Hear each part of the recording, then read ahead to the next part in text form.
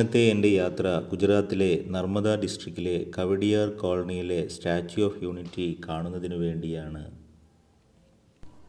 സ്വതന്ത്ര ഭാരതത്തിലെ ഏറ്റവും ആദ്യത്തെ ഡെപ്യൂട്ടി പ്രൈം മിനിസ്റ്ററും ഹോം മിനിസ്റ്ററുമായ ഇന്ത്യയിലെ ഉരുക്കുമനുഷ്യൻ എന്ന് വിശേഷിപ്പിക്കുന്ന ശ്രീ സർദാർ വല്ലഭായ് പട്ടേലിൻ്റെ ലോകത്തിലെ ഏറ്റവും ഉയരം കൂടിയ പ്രതിമ സ്ഥിതി ചെയ്യുന്നത് ഇവിടെയാണ്.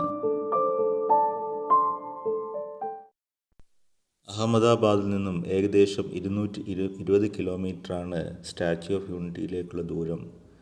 പുലർച്ചെ 4 മണിക്കാണ് ഞാൻ അഹമ്മദാബാദിൽ നിന്നും യാത്ര പുറപ്പെട്ടത്. രാവിലെ കൃത്യം 8 മണിക്ക് തന്നെ ഞാൻ സ്റ്റാച്യു ഓഫ് യൂണിറ്റിയിലെത്തി.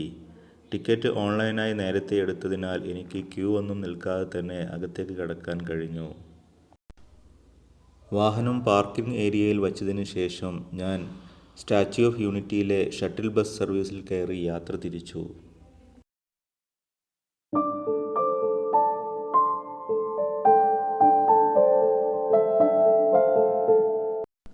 സഞ്ചാരികൾക്കായി ഓരോ 10 മിനിറ്റ് ഇടവേളകളിലും ടിക്കറ്റ് കൗണ്ടറിന് സമീപത്ത് നിന്ന് shuttle bus service statue of യൂണിറ്റിയിലേക്ക് ഇവിടെ നിന്നും ലഭ്യമാണ്. അല്പസമയം കഴിഞ്ഞപ്പോൾ തന്നെ അങ്ങ് ദൂരെ സ്റ്റാച്യു ഓഫ് യൂണിറ്റി കാണാൻ തുടങ്ങിയിരുന്നു.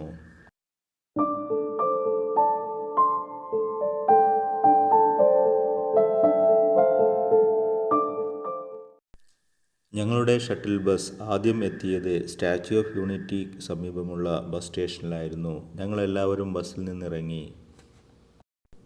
പിന്നീട് ഞാൻ നേരെ പോയത് സ്റ്റാച്യു ഓഫ് യൂണിറ്റി കാണുന്നതിന് വേണ്ടിയാണ്. കുറച്ചു ദൂരം നടന്നാൽ നമുക്ക് സ്റ്റാച്യു ഓഫ് യൂണിറ്റിയിലേക്ക് പ്രവേശിക്കാം. ബാഗുകൾ അനുവദനീയമല്ലാത്തതിനാൽ ഞാൻ എൻ്റെ പക്കലുള്ള ബാഗ് ബസ് സ്റ്റേഷനിലെ ലോക്കറിൽ ഡെപ്പോസിറ്റ് ചെയ്തു. എയർപോർട്ടിൽ ഉള്ളതുപോലെയുള്ള വിശദമായ സെക്യൂരിറ്റി ചെക്കിങ്ങിനു ശേഷമാണ് ഓരോ സഞ്ചാരിയെയും സ്റ്റാച്യു ഓഫ് യൂണിറ്റി കോമ്പൗണ്ടിനകത്തേക്ക് പ്രവേശിപ്പിക്കുന്നത്. 2010 അന്നത്തെ ഗുജറാത്ത് മുഖ്യമന്ത്രിയായിരുന്ന നമ്മുടെ പ്രധാനമന്ത്രി നരേന്ദ്രമോദി ഈ സ്റ്റാച്യു ഓഫ് യൂണിറ്റി അനൗൺസ് ചെയ്യുന്നത്. 2013 ഒക്ടോബർ 31 ഇതിൻ്റെ നിർമ്മാണം ആരംഭിച്ചത്. പ്രശസ്ത ആർക്കിടെക്ട് രാം വി സുത്തറാണ് ഈ സ്റ്റാച്യു ഓഫ് യൂണിറ്റി ഡിസൈൻ ചെയ്തിരിക്കുന്നത്. സർദാർ വല്ലഭായ് പട്ടേൽ ഏക്താ ട്രസ്റ്റാണ് ഇതിൻ്റെ മേൽനോട്ടം വഹിക്കുന്നത്. 2018 ഒക്ടോബർ 30 ഇതിൻ്റെ നിർമ്മാണം പൂർത്തീകരിക്കുന്നത്. ഏകദേശം 5 വർഷമെടുത്തു ഇതിൻ്റെ നിർമ്മാണം പൂർത്തിയാവാൻ. ഗുജറാത്തിലെ കർഷകരിൽ നിന്നും ശേഖരിച്ച 132 മെട്രിക് ടൺ ഇരുമ്പ് ഉപകരണങ്ങൾ ഉപയോഗിച്ചാണ് ഇതിൻ്റെ നിർമ്മാണം ആരംഭിച്ചത്. 182 മീറ്ററാണ് ഈ സ്റ്റാച്യു ഓഫ് യൂണിറ്റിയുടെ ഉയരം. അതുപോലെ തന്നെ ശക്തമായ കാറ്റിനെയും ഭൂകമ്പത്തെയും പ്രതിരോധിക്കാനുള്ള ശേഷി ഈ സ്റ്റാച്യു ഓഫ് യൂണിറ്റിയുടെ നിർമ്മാണത്തിൽ ഉപയോഗപ്പെടുത്തിയിട്ടുണ്ട്. ഗുജറാത്ത് സംസ്ഥാനത്ത് 182 അസംബ്ലി മണ്ഡലങ്ങളാണ് നിലവിലുള്ളത്. സ്റ്റാച്യു ഓഫ് യൂണിറ്റിയുടെ ഉയരവും 182 മീറ്ററായിട്ടാണ് നിജപ്പെടുത്തിയിട്ടുള്ളത്.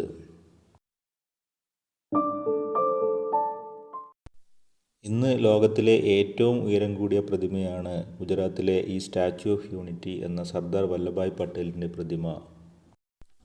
സ്റ്റാച്യു ഓഫ് യൂണിറ്റിയിൽ നാം ഏറ്റവും ആദ്യം പ്രവേശിക്കുന്നത് ഒരു വിശാലമായ എക്സിബിഷൻ ഹാളിലേക്കാണ്. സർദാർ വല്ലഭായ് പട്ടേലിനെ കുറിച്ചുള്ള ചരിത്രവും അതുപോലെ തന്നെ ഈ സ്റ്റാച്യുവിൻ്റെ നിർമ്മാണത്തിലെ വിവിധ ഘട്ടങ്ങളും നമുക്ക് ഇവിടെ പരിചയപ്പെടുത്തുന്നുണ്ട്.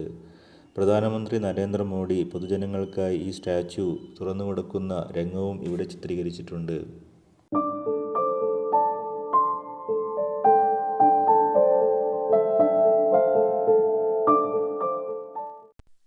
2 വലിയ പില്ലറുകളിലാണ് ഈ സ്റ്റാച്യു നിർമ്മിച്ചിരിക്കുന്നത്. ഇനി ഞങ്ങൾക്ക് അടുത്തതായി പോകാനുള്ളത് 153 മീറ്റർ ഉയരത്തിലുള്ള വ്യൂ ഗാലറിയിലേക്കാണ്. അങ്ങനെ ഞങ്ങൾ ലിഫ്റ്റിൽ കയറി വെറും 30 സെക്കൻഡ് കൊണ്ട് വ്യൂ ഗാലറിയിലെത്തി. 153 മീറ്റർ ഉയരമുള്ള ഈ വ്യൂ ഗാലറിയിൽ നിന്നും ഡാമിൻ്റെ മനോഹരമായ കാഴ്ചകൾ കാണാൻ കഴിഞ്ഞു. അതുപോലെ തന്നെ തൊട്ടടുത്തുള്ള പർവ്വതനിരകളുടെ മനോഹരമായ കാഴ്ചകളും കണ്ടാസ്വദിച്ചു. സ്റ്റാച്യു ഓഫ് യൂണിറ്റിയിലേക്കുള്ള ബസ് സ്റ്റേഷനും സ്റ്റാച്യു ഓഫ് യൂണിറ്റിയുടെ കോംപ്ലക്സുമെല്ലാം വളരെ ഭംഗിയായി ഇവിടെ നിന്ന് കാണാൻ കഴിയും. ഈ കാണുന്ന ഇരുമ്പ് ബീമുകൾ കൊണ്ടാണ് ഈ സ്റ്റാച്യുവിൻ്റെ ഭൂരിഭാഗം നിർമ്മാണവും നടത്തിയിരിക്കുന്നത്.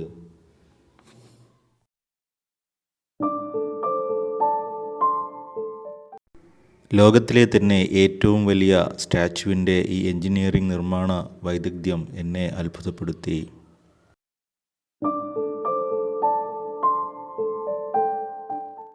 അങ്ങനെ വ്യൂ ഗാലറിയിലെ കാഴ്ചകളെല്ലാം കണ്ടതിനു ശേഷം താഴേക്കുള്ള ലിഫ്റ്റിൽ ഞാൻ താഴോട്ടിറങ്ങി.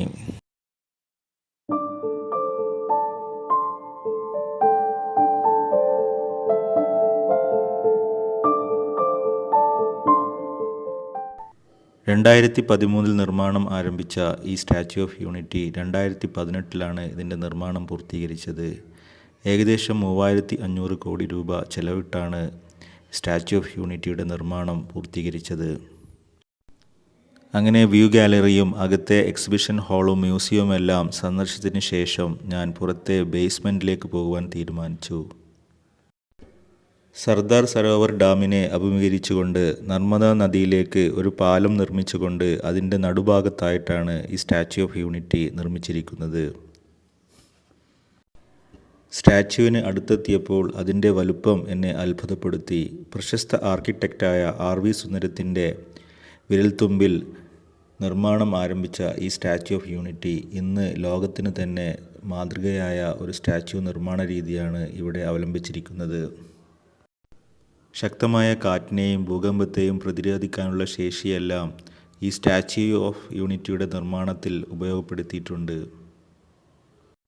സ്വതന്ത്ര ഇന്ത്യയിലെ ഉരുക്കു മനുഷ്യൻ എന്ന് വിളിക്കുന്ന ശ്രീ സർദാർ വല്ലഭായ് പട്ടേലിൻ്റെ പേരിനെ അന്വർത്ഥമാക്കുന്ന രീതിയിലാണ് ഇതിൻ്റെ നിർമ്മാണ രീതി.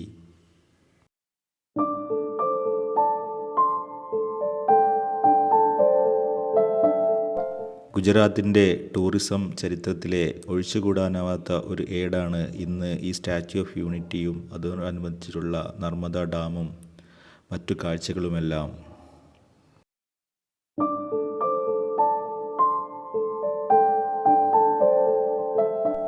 ഈ കാണുന്നത് നിർമ്മാണ സമയത്ത് സ്റ്റാച്യു യൂണിറ്റിലേക്ക് നിർമ്മിച്ച ഇരുമ്പ് പാലമാണ്. അങ്ങനെ സ്റ്റാച്യു ഓഫ് യൂണിറ്റിയിലെ കാഴ്ചകളെല്ലാം കണ്ടുകൊണ്ട് ഞാൻ പുറത്തേക്കിറങ്ങി. ഇനി എൻ്റെ അടുത്ത ലക്ഷ്യം യൂണിറ്റി ഗ്ലോ ഗാർഡനിലേക്കാണ്. സ്റ്റാച്യു ഓഫ് യൂണിറ്റിക്ക് അഭിമുഖമായിട്ടാണ് ഈ യൂണിറ്റി ഗ്ലോ ഗാർഡൻ സ്ഥിതി ചെയ്യുന്നത്.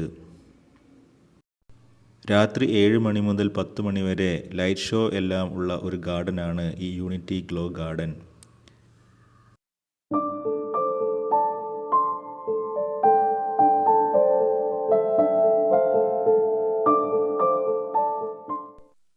യൂണിറ്റി ഗ്ലോ ഗാർഡനിലൂടെ അല്പദൂരം നടന്നാൽ നമുക്ക് സ്റ്റാച്യു ഓഫ് യൂണിറ്റിയുടെ മുൻവശം കാണാൻ കഴിയും.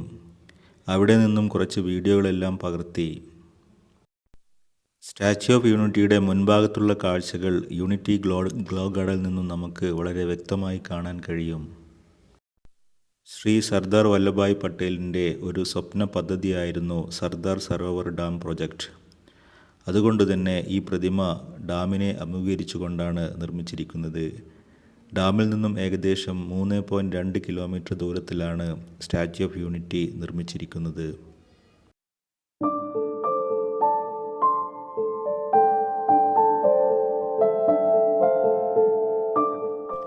സമയം തീരെയില്ലാത്തതിനാൽ ഞാൻ പെട്ടെന്ന് തന്നെ ഗ്ലോ ഗാർഡനിലെ കാഴ്ചകളെല്ലാം ക്യാമറയിൽ പകർത്തി.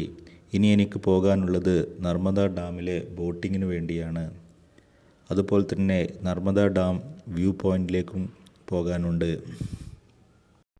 ഈ ടൗൺഷിപ്പിലെ ഒരു സ്ഥലത്ത് നിന്നും മറ്റൊരു സ്ഥലത്തേക്ക് പോകുന്നതിന് വേണ്ടി ഷട്ടിൽ ബസ് സർവീസ് കൂടാതെ നമുക്ക് പെൺകുട്ടികൾ ഓടിക്കുന്ന ഈ റിക്ഷ സൗകര്യവും ലഭ്യമാണ്.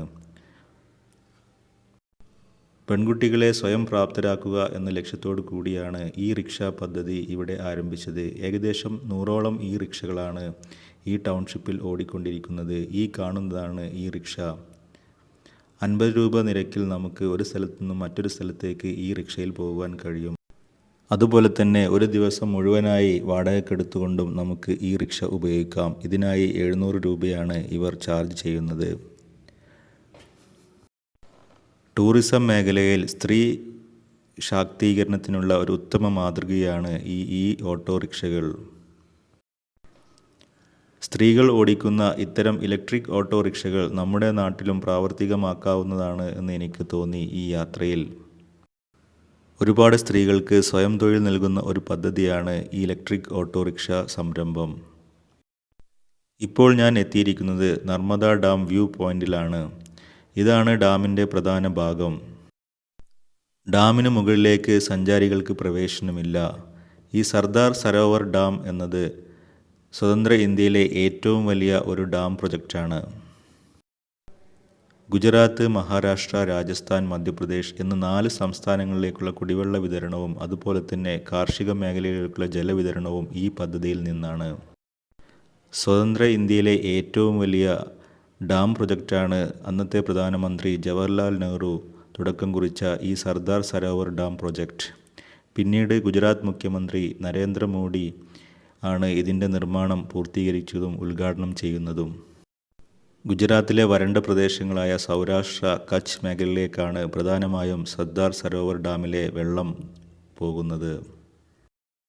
അങ്ങനെ ഡാം വ്യൂ പോയിന്റിൽ നിന്നും ഞാൻ ഇപ്പോൾ എത്തിയിരിക്കുന്നത് ബോട്ടിംഗ് പോയിന്റിലേക്കാണ്. ഇവിടെ 1 മണിക്കൂർ ബോട്ടിംഗ് ആണ് ഇനി എനിക്ക് ചെയ്യാനുള്ളത്. ഇന്നത്തെ എൻ്റെ പദ്ധതി ബോട്ടിങ്ങിന് ശേഷം തിരിച്ച് അഹമ്മദാബാദിലേക്ക് തന്നെ മടക്കയാത്ര ആരംഭിക്കുക എന്നതാണ്. ബോട്ടിംഗ് കൂടാതെ സഞ്ചാരികൾക്കായി ഇവിടെ കാക്ടസ് ഗാർഡനും ബട്ടർഫ്ലൈ ഗാർഡനും ഒരു ഓപ്പൺ സഫാരിയുമെല്ലാം ഇവിടെ ഒരുക്കിയിട്ടുണ്ട്. അതുപോലെ തന്നെ സഞ്ചാരികൾക്ക് താമസിക്കുന്നതിനായി 2 ടെൻറ്റ് സിറ്റികളും ഈ ടൗൺഷിപ്പിനകത്തു തന്നെ ലഭ്യമാണ്. ഓൺലൈനായി ബുക്ക് ചെയ്തുകൊണ്ട് നമുക്ക് ഇവിടെ താമസ സൗകര്യം ഉപയോഗിക്കാവുന്നതാണ്. ഒരു ദിവസം ഇവിടെ താമസിക്കുകയാണെങ്കിൽ മാത്രമേ നമുക്ക് ഇവിടെയുള്ള എല്ലാ ആക്ടിവിറ്റീസിലും പങ്കെടുക്കാൻ കഴിയുകയുള്ളൂ. രാത്രി 7 മണി മുതൽ 10 മണി വരെയാണ് ഈ ടൗൺഷിപ്പിലെ ലൈറ്റ് ഷോകളെല്ലാം നടക്കുന്നത്. അതിനാൽ ഒരു ദിവസം ഇവിടെ താമസിച്ചാൽ മാത്രമേ നമുക്കിത് പൂർണ്ണമായും ആസ്വദിക്കാൻ കഴിയുകയുള്ളൂ. ഈ ഡാമിലേക്ക് മുമ്പ് സീപ്ലെയിൻ സർവീസും ഉണ്ടായിരുന്നു. എന്നാൽ കോവിഡിന് ശേഷം അത് തൽക്കാലം നിർത്തിവച്ചിരിക്കുകയാണ്. പിന്നീട് ഇത് തുടങ്ങിയിട്ടില്ല. ഇവിടെ സീപ്ലെയിൻ ഇറങ്ങുന്നതിന് വേണ്ടി എയറോഡ്രോമും സജ്ജീകരിച്ചിട്ടുണ്ട്.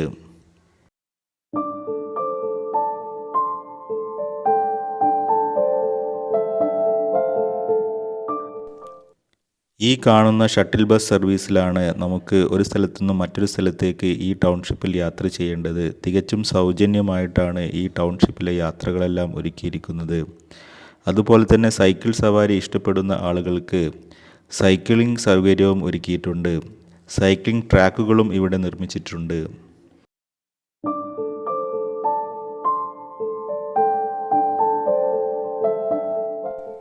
ഇവിടെയാണ് ബോട്ടിംഗ് പോയിന്റ്. പ്രത്യേക ഇടവേളകളിലാണ് ബോട്ടിംഗ് സമയം ക്രമീകരിച്ചിരിക്കുന്നത്.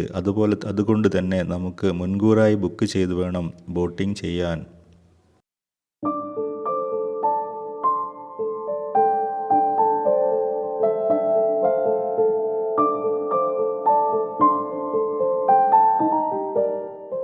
സ്റ്റാച്യു ഓഫ് യൂണിറ്റി സന്ദർശിക്കുന്ന ഏതൊരു സഞ്ചാരിയും അനുഭവിച്ചറിയേണ്ട ഒന്നാണ് ഈ ഡാമിലൂടെയുള്ള ബോട്ടിംഗ്. അത്രയ്ക്ക് മനോഹരമാണ് ഇവിടെയുള്ള കാഴ്ചകൾ.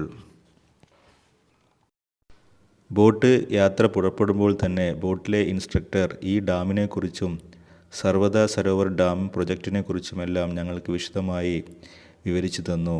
അതുപോലെ തന്നെ ഈ വിന്ധ്യ പർവ്വതത്തെക്കുറിച്ചും ഇവിടുത്തെ വൈൽഡ് ലൈഫിനെക്കുറിച്ചുമെല്ലാം അദ്ദേഹം ഞങ്ങൾക്ക് ചെറിയൊരു വിവരണം തന്നു. സഞ്ചാരികൾക്ക് താമസിക്കുന്നതിന് വേണ്ടി ഹൗസ് ബോട്ടും ഇവിടെ സജ്ജീകരിച്ചിട്ടുണ്ട്.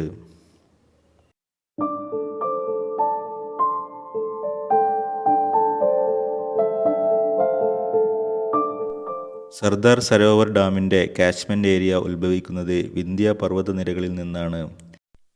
ഈ വിന്ധ്യ പർവ്വതനിരകളാണ് സൗത്ത് ഇന്ത്യയും നോർത്ത് ഇന്ത്യയും തമ്മിൽ വേർതിരിക്കുന്നത്.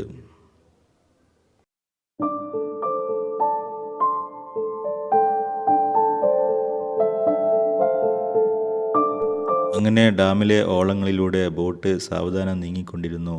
1 മണിക്കൂർ യാത്രയാണ് ഈ ബോട്ടിങ്ങിൻ്റെ ദൈർഘ്യം.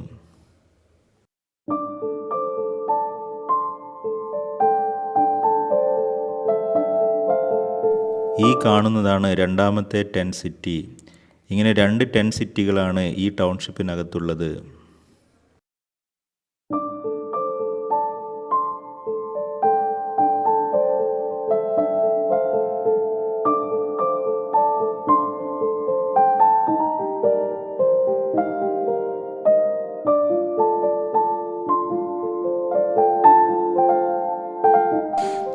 അങ്ങനെ കൃത്യം 1 മണിക്കൂർ കഴിഞ്ഞപ്പോഴേക്കും ബോട്ട് തിരിച്ച് ബോട്ടിംഗ് യാർഡിലേക്ക് തന്നെ എത്തി. തിരിച്ചു വരുന്ന വഴിയിൽ നമുക്ക് സർദാർ വല്ലഭായ് പട്ടേലിൻ്റെ സ്റ്റാച്യു ദൂരെ നിന്ന് തന്നെ കാണാൻ കഴിയും.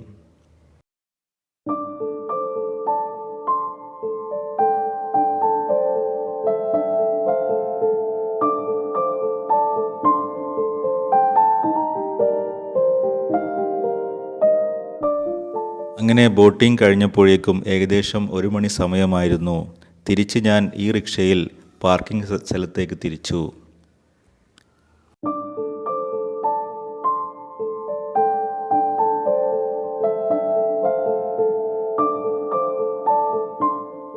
ഈ കാണുന്നതാണ് ഇവിടുത്തെ സഫാരി പാർക്ക്. ഏകദേശം 3 മണിക്കൂർ സമയം വേണ്ടിവരും സഫാരി പാർക്ക് മുഴുവൻ കണ്ടു തീരുവാൻ. അതിനാൽ എനിക്ക് സഫാരി പാർക്ക് കാണുവാൻ സാധിച്ചില്ല. ടൂറിസം പ്രൊമോഷന് വേണ്ടി ഈ ടൗൺഷിപ്പിലേക്ക് 4 ലൈൻ ഹൈവേ ആണ് നിർമ്മിച്ചിരിക്കുന്നത്. അതുപോലെ തന്നെ അഹമ്മദാബാദിൽ നിന്നും പ്രത്യേക റെയിൽ കണക്ടിവിറ്റിയും ഇവിടേക്കായി സ്ഥാപിക്കപ്പെട്ടിട്ടുണ്ട്. അഹമ്മദാബാദിൽ നിന്നും പ്രത്യേക വോൾവോ സർവീസും ഇവിടേക്ക് ലഭ്യമാണ്. തികച്ചും സഞ്ചാരികൾക്കായിട്ടുള്ള എല്ലാവിധ അമ്യൂണിറ്റീസും ഇവിടെ ഏർപ്പെടുത്തിയിട്ടുണ്ട്. ഒരു ടൂറിസം പ്രൊജക്റ്റ് എങ്ങനെയായിരിക്കണമെന്നുള്ള ഒരു ഉത്തമ മാതൃകയാണ് ഈ സ്റ്റാച്യു ഓഫ് യൂണിറ്റി ടൗൺഷിപ്പും അതിനോടനുബന്ധിച്ചുള്ള സംവിധാനങ്ങളുമെല്ലാം.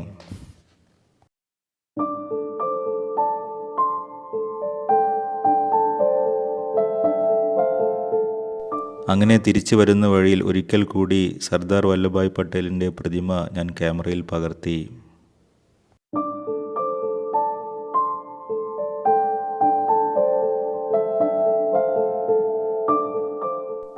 അങ്ങനെ ഇന്ത്യയിലെ ഉരുക്കു മനുഷ്യൻ എന്ന് വിശേഷിപ്പിക്കുന്ന ശ്രീ സർദാർ വല്ലഭായ് പട്ടേലിനെ കുറിച്ചുള്ള ഒരുപാട് കാര്യങ്ങൾ എനിക്ക് ഇവിടെ നിന്നും അറിയാൻ കഴിഞ്ഞു. ഒരു ഓർമ്മപ്പെടുത്തൽ കൂടിയായിരുന്നു ഈ യാത്ര. സ്റ്റാച്യു ഓഫ് യൂണിറ്റിയെക്കുറിച്ചുള്ള ഈ വീഡിയോ നിങ്ങൾക്ക് ഇഷ്ടപ്പെട്ടു എന്ന് കരുതുന്നു. തീർച്ചയായും തുടർന്നുള്ള വീഡിയോകൾക്ക് വേണ്ടി ഈ ചാനൽ സബ്സ്ക്രൈബ് ചെയ്യുക. Thanks for watching.